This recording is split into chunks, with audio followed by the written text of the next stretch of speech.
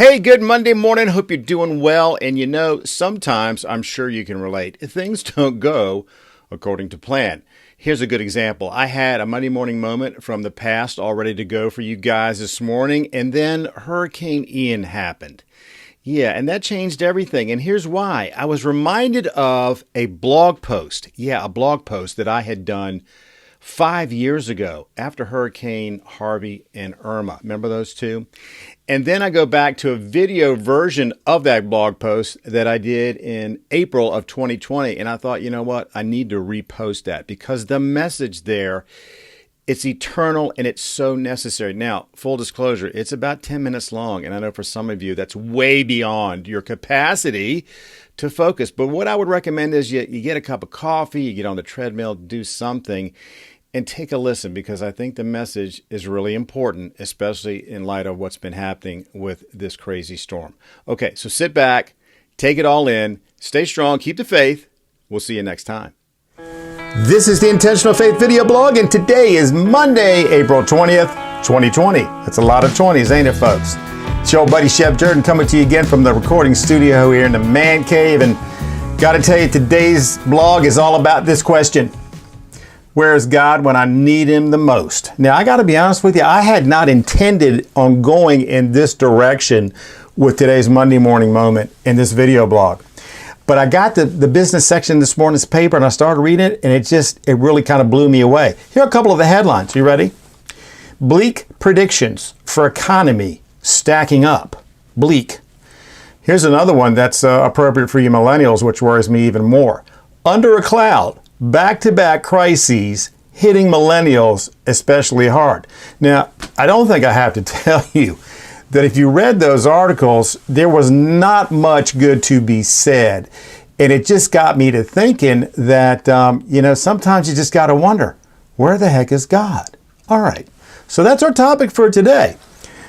What's interesting, though, is I wrote a blog post almost 3 years ago that addressed the very same question, but for different reasons, although similar.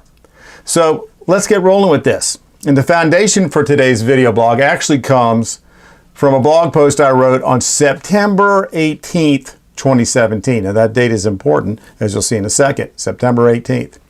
And I'm resurrecting it here because the message then, as it is now, is of universal and timeless importance. The inspiration back then was a series of devastating hurricanes. Yeah, now you understand the importance of the date. And now, well, it's the impacts of COVID-19.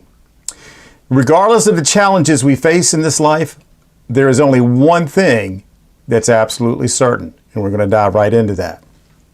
So here's the story from September of 2017. There are times when I am reminded that in this life, nothing lasts forever. If you live anywhere in the southeast United States or the Caribbean, this time of year is the height of the hurricane season. From the beginning of the season in June through the end of the season in November, we in the southeast keep a casual eye on the west coast of Africa for low-pressure systems that have the potential to turn into major hurricanes. Already this year, we've seen 2 hurricanes, Harvey and Irma. Do you remember those? And we've seen them leave a path of destruction and devastation in their wakes. Fortunately, thanks to ever-improving ability to predict storm paths and the proactive work by state officials, loss of life from these storms has been minimal. But material loss has been catastrophic.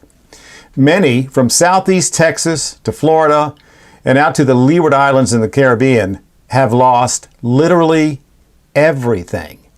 Homes, cars, clothes, except what was on their backs. We're talking everything. So, where is God?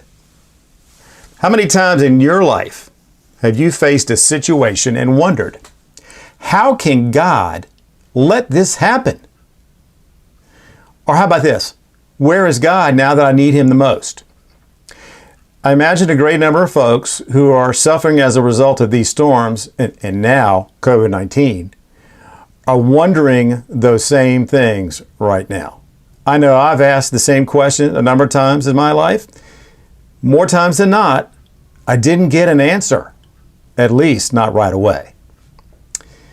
If we're honest, if you think about it, we know that the answer to the first question, how can God let this happen, is really beyond our human capability to understand. It's way above our pay grade. If we could answer it, that would make us, of course, God, which we are not. But God reveals through the prophet Isaiah this in Isaiah 55, verse 8. My thoughts are not your thoughts, neither are your ways my ways, declares the Lord. That's just a real nice way of God saying, you know what? You guys aren't smart enough. I'm smarter than you. Okay. But really, it's the second question. Where is God now that I need him the most? That question intrigues me. And the reason it intrigues me so much is because actually the answer is revealed many times in Scripture. And yet we often seem to forget it, especially when a disaster of some nature hits our lives. There are many references to this question throughout the Bible, but my favorite of all time comes from Matthew 28, verse 20. As Jesus prepares to ascend to the Father, he addresses his disciples for the last time.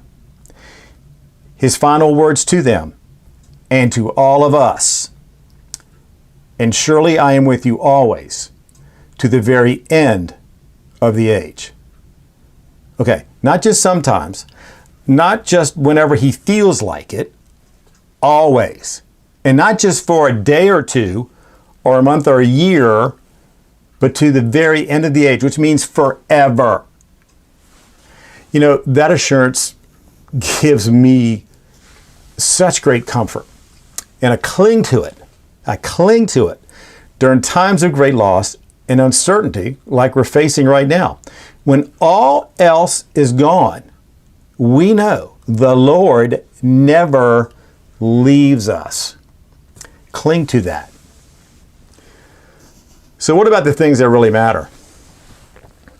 Well, if you followed the news surrounding Hurricanes Harvey and Irma, you might have noticed. Didn't it seem like everyone in the media, the media, was saying, our thoughts and prayers go out to those impacted? Yeah, the media did that. Also, how many random acts of kindness from total strangers did you witness during and after those storms? And did you notice when they interviewed folks that had literally lost every material possession they owned, those folks expressed gratitude. That's right, gratitude that they were still alive. On the surface, none of that seemed to make sense to those of us that had not been directly impacted. But now, today, we are all impacted at some level by this virus. And yet even so, we are seeing the very best come out in people yet again, aren't we? Many are going above and beyond to help others, like all the medical people. People are stepping up when it would be just as easy and safe to stay at home. Clearly, if the Lord were not with us right now, we wouldn't be seeing such love and compassion. You know, I'm reminded that in a previous post years ago, I mentioned the advice I was given by a Catholic priest who reminded me that the only commandments of all the commandments, the only commandments that really matter, there's two of them. The first, to love the Lord your God with all your heart and all your soul and all your strength and all your mind. And the second one is to love your neighbor as you love yourself. You know, if you look around these days, you'll see many people living out those commandments. Hopefully you're one of them. So what does this all mean? Sometimes it seems like it's only when we lose the things we believe have value in this life that we come face to face with the truth. In this life, nothing lasts forever. And the only thing of true value is the love of God poured out for us through His Son, Jesus Christ. And that love will last for all eternity through any storm or pandemic. So, my final thought here, don't wait for the storms or pandemics of this life to hit before you embrace what really matters. Friends and neighbors, until next time, may the Lord of peace himself give you peace at all times and in every way. The Lord be with all of you. I want you guys to stay strong, keep the faith, keep doing good. This too shall pass. Thanks for joining me. See you next week.